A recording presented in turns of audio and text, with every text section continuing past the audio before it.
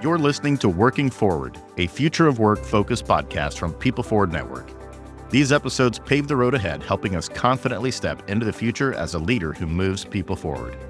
After all, the best way to predict the future is to create it. Let's go.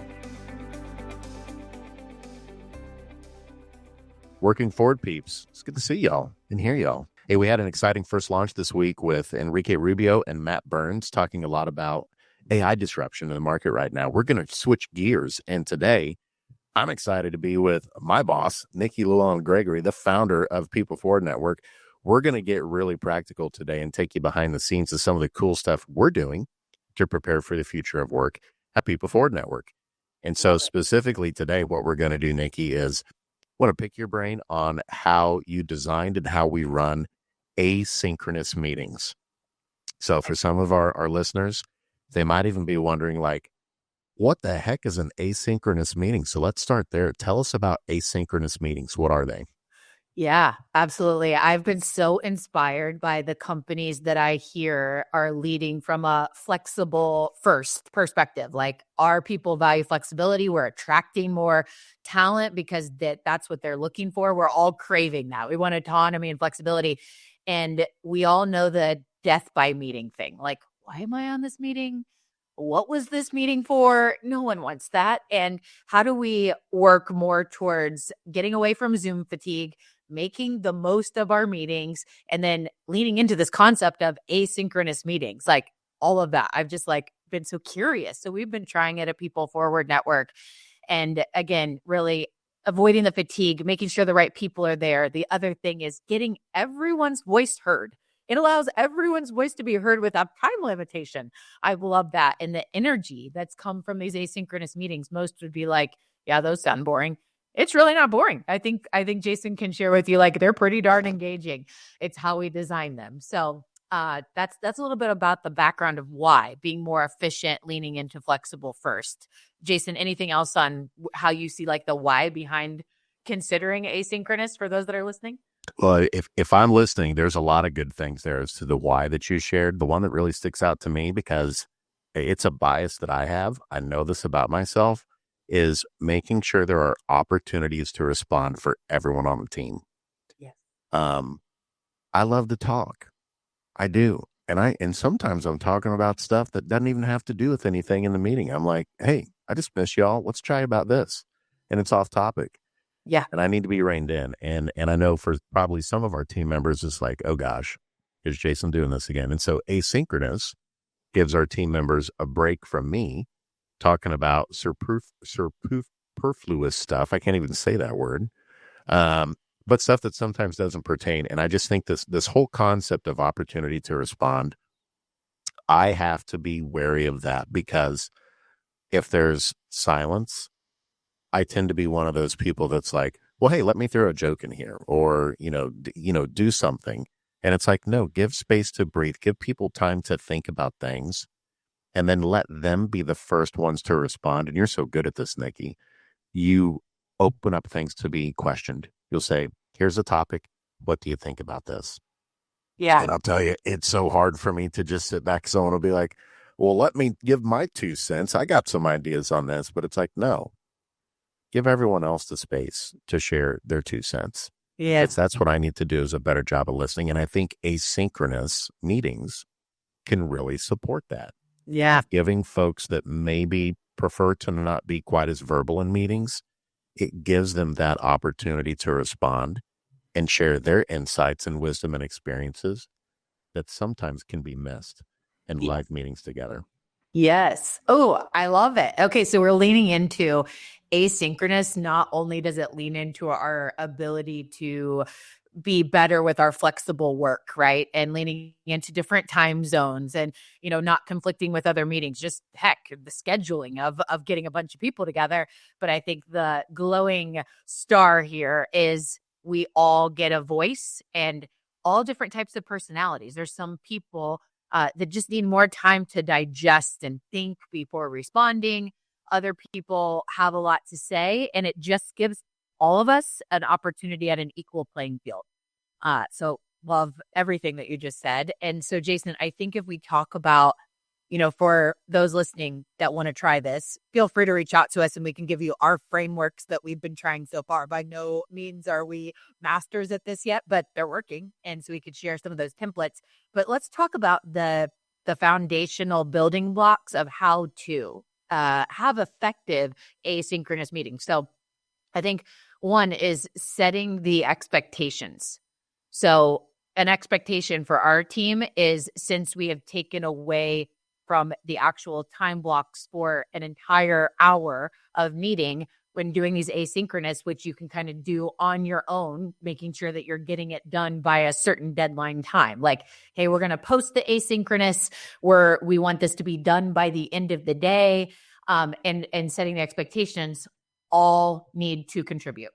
So here's the deadline of when we need you to respond by, and this is a norm for every single person on our team to contribute. Otherwise, this isn't really helping us to advance our meeting because we're not hearing from everyone. And that's the point. We want to hear from everyone.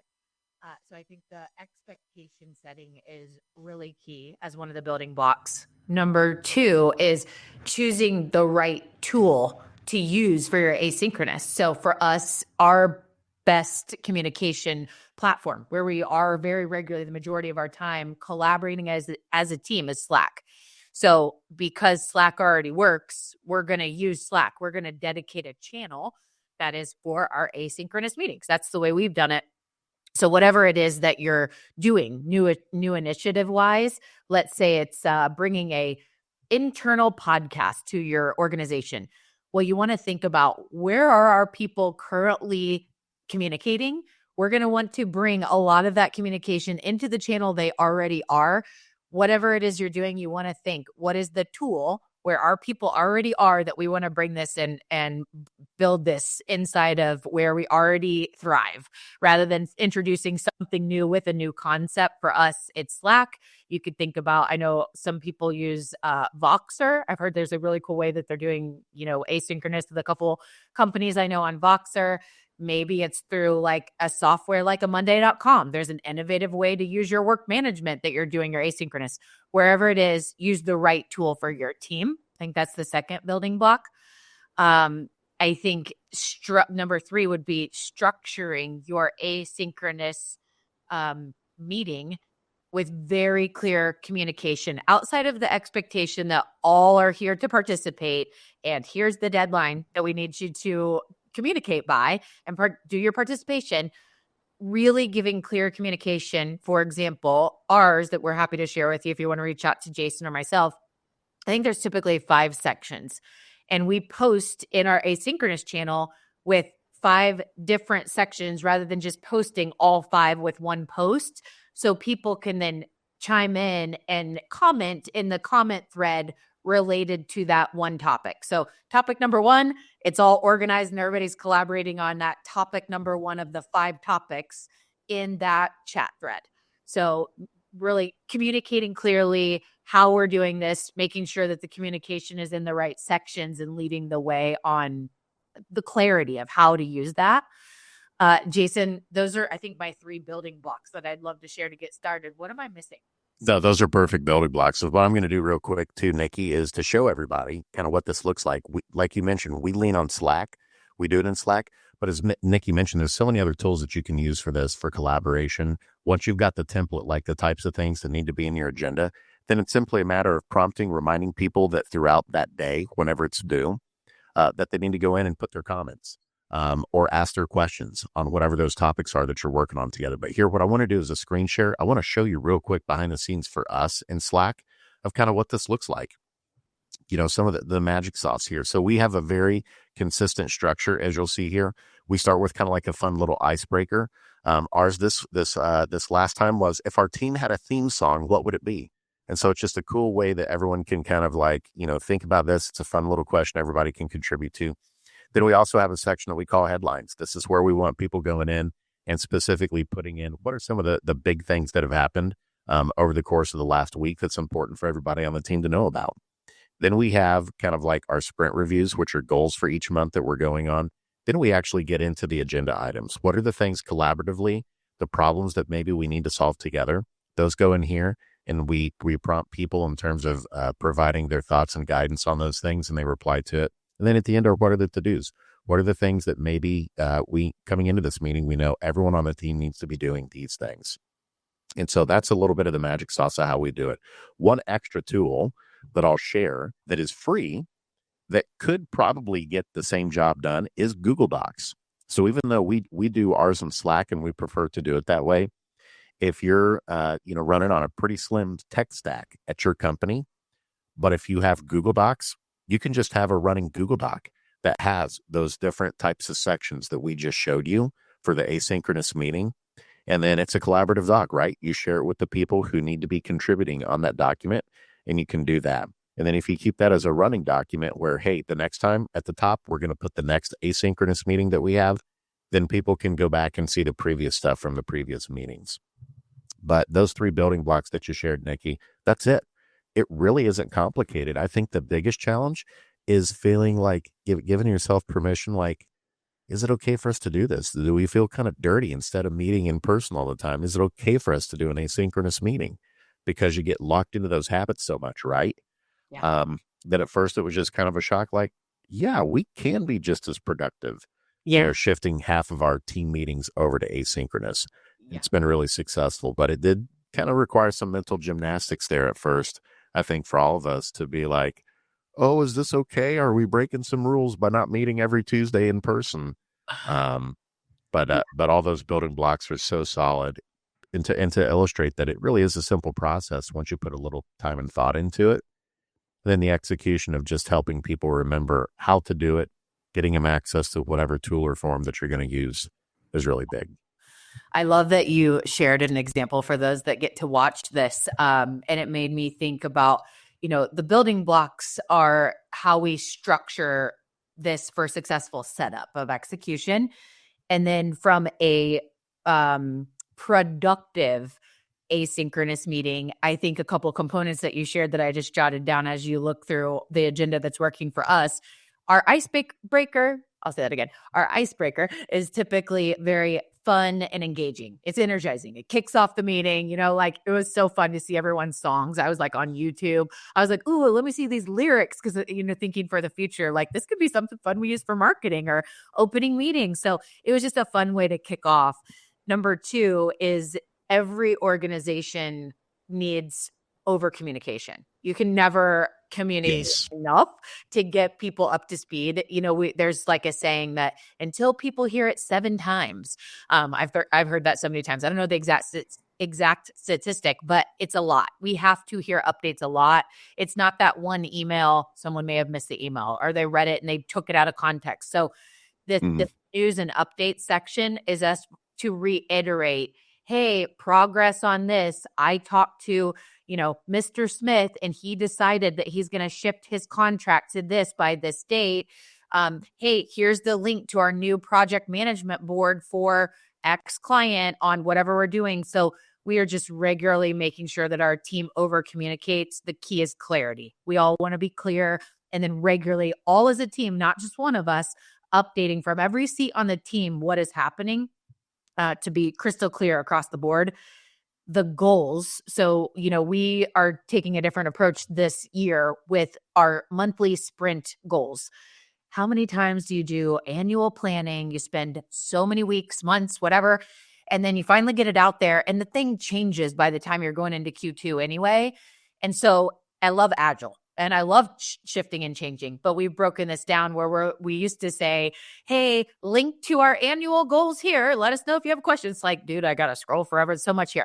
So we have a focus of less than 5 goals. And this is the main focus for the month. It's reminding people, it's giving progress updates, it's asking for help to advance those goals. But it's like that section I would call focus. It is the focus section, keeping everyone laser focused on the main things. And then Jason, to your point of like using a Google Doc as one way that you could collaborate asynchronously. That's brilliant. I know a number that use that function really well. Any kind of collaborative document, you think about in your agenda item section, what would be the things that are going to help you be very productive? Okay, there is a problem that we're looking to solve. wow, wouldn't it be helpful if we could hear from everyone? Because you can on the async, you set that as your expectation. This is the problem we're trying to solve. I would love everyone's input on this problem. Then you're getting everyone's perspective to solve a problem. Or maybe there is a need to advance a deliverable for a client. And it's like, if only everyone could spend 10 minutes doing a little research. Can you find 2 resources for this client on this? And then it is a project that we're all advancing. And it's like, oh my gosh, everybody gave a little bit of time. And if we spread that out, and let's say that 10 team members give 10 minutes. Well, if you do the math, and it's like, if one person had to do all that by themselves, rather than splitting the load up, it's like, dang, you can get so much done in 10 minutes with everybody collaborating. So just really thinking about your agenda items to solve problems or advance like goals or efforts that you're doing, just to get the most, because you're going to get everyone's input because you're setting that expectation. That's so good. And, if we zoom out on this, Nikki, I know, maybe for some folks that are listening to this, think asynchronous meetings, that kind of sounds preposterous kind of thing. But just think, several years ago, it was preposterous that most of us were working from home. Yeah. And we had to figure it out, right? It was like, okay, well, a lot of folks may no longer be working from home. We got to figure out how to do hybrid schedules or how to do, remote first type schedules and figure that out. I think this is another evolution of us having to figure things out in terms of how we work, is that because we have more distributed teams, some people may be in the office, some people may be out in the field, some people may be at home. Thinking about how we elevate and evolve the way that we've done meetings, traditionally in-person meetings, is just a natural extension of like, hey, there is a way to run successful asynchronous meetings so that regardless of where you are in the world, whatever location you're in, whatever time you're working, whatever your schedule is like that day, that you can contribute, that you can be caught up to speed, that you understand what are the really important things that need to be covered this week with your team, that you have a clear understanding of what are the clear to-dos of things that you need to come away with, of things that need to be done, and that always doesn't have to be done in person. So I hope that's one of the takeaways today for a lot of our listeners is when you think about the future of work, that also means that some of the practices of things that we do, just like we talk about performance management, quote unquote, has evolved. Just like we talk about onboarding practices have evolved. The way we think about culture and employee experience, all those things have evolved. Well, even some of like the tactical stuff of how we do meetings, it's evolving. Yeah. And we need it to serve and make sure that we're getting well-rounded meetings, well-rounded input from everyone on the team, regardless of where they are, when they're working, what they're working on, and things like that. And Asynchronous is definitely doing the job for us at PFN. Yeah. And Jason, I was thinking to lean into our shared way of being. We're very innovative, think outside the box. Nothing's ever in the box. And I just wanted to think from a industry perspective. There are sometimes limitations on, well, there would be no one day of the week that we would be able to do this. Like it just with our business, it can't be that one particular day. Mm-hmm. Well, it might be a weekly assignment. It's an asynchronous assignment for the team. You have this shared doc or a place in Slack or wherever you do it. And you're giving the expectation of, I need everyone to participate. And here's the deadline, but it might be multiple days before that is due. It doesn't have to be like, here's our team day to do this. So just thinking outside the box there. I was trying to think of others, Jason, that are like the way you do this and how it might apply to different, like, just so it's not like in a box to reply to, anyone that might want to try this. What else comes to mind for you? I think that's a great one. That's a good call out. That some it may be a weekly type thing, because there are some industries where folks may be tethered more to locations or they may be more out in the field, and it may not be possible for all of that to be wrapped up in one day. To be like, hey, this is the day for the asynchronous meeting. This is when stuff has to be done. But the other thing too, I think that could be a natural extension of this. I'm seeing it in schools already with my sons, and that is this concept of flipped classrooms. It's really fascinating. So I'm guessing, Nikki, for you, similar to me, was when you went to school, and during the time you're at school, your teacher is teaching you the lessons. Then when you come home, you're doing the homework. Uh-huh. This concept of flipped classrooms is the complete inverse of that. When you're at school, That's when you're doing the homework, you're doing the collaborative deep work, the actual lessons, the snippets and stuff, the things that you need to watch on video, you do that at home. I love that. Isn't that I'm cool? not familiar with that, but this is such a great example of you're reverse engineering towards the end result of where to spend the time to get to the impact, right? Oh my God. That's exactly right. And it's like that time together in the classroom is gold. So why would you use it on everyone just sitting in their seat individually listening to the same lecture? Like everyone can do that at home on their devices and watch the video of the lesson. Use that time together on the high impact stuff, the collaborative work, the experimenting, the asking the teacher questions as you're working on whatever it is that you're doing, right? And so even in our schools, I think we're starting to wise up a little bit that just the way we've always done things in terms of learning, in terms of collaborating, in terms of meeting, what we use our time for is changing. Yeah. And so to me, bringing this back to what we've been talking about today with asynchronous, what if at some point, the asynchronous meeting is the way that we're doing learning and development in organizations, right? It's like, and you're putting in clips of like YouTube clips on certain types of topics. And so maybe it's less dependent on a learning management software type system. And it's more, hey, the way that we run these meetings is on certain types of topics, problem solutions, things that we're coming across. And then here's some of the content to be looking at ahead of time, kind of thing. So it really is. It's one of those practices that seems a little daunting at first, but once you figure out what those core areas are, once you figure out how you're going to deliver it, and then how you're just going to get everybody involved, like those are the 3 ingredients you're talking about. Do it, practice it, you'll get better at it. And I think what you'll notice is there's not only value in doing it now, but these other things we've talked about that are probably coming into the future. It's going to enable you to kickstart some of those things, kickstart the way that you do learning and development, kickstart maybe the way that you're doing check-ins. If you're a manager, the way that you're checking in with your people, maybe that can be done asynchronously as well at times if you're frequently checking in with folks. So the different permutations and combinations of this, of how this type of format and structure can be used is pretty cool.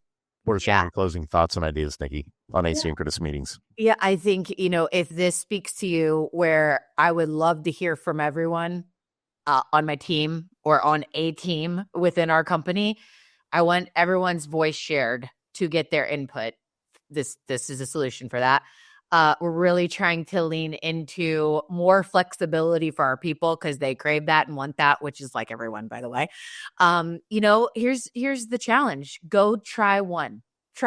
Reach out to us if we can help you with some agenda ideas. Happy to supply those. Happy to look over the one that you have and, give you some feedback on that.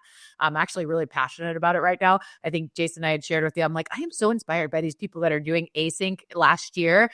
And I just kept digging in and, reading through and learning. And we just kind of put together some mix of things and tried it. But we've tried quite a few.